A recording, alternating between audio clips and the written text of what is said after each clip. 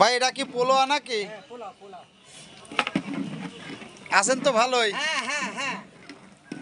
রান্নাবাড়ি কি শেষের দিক না?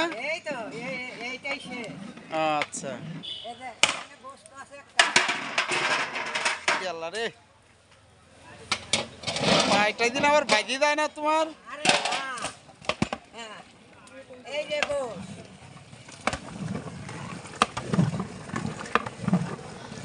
ভাই গোশে কিন্তু ঝোল বেশি হয়ে যাচ্ছে। ছিল বেশি তো। ধরেন চাচা, রান্না কেমন হচ্ছে? আপনারা তো এলাকার মানুষ, ভালো হচ্ছে না? যাক আলহামদুলিল্লাহ, ভালো হইলে তো অবশ্যই ভালো।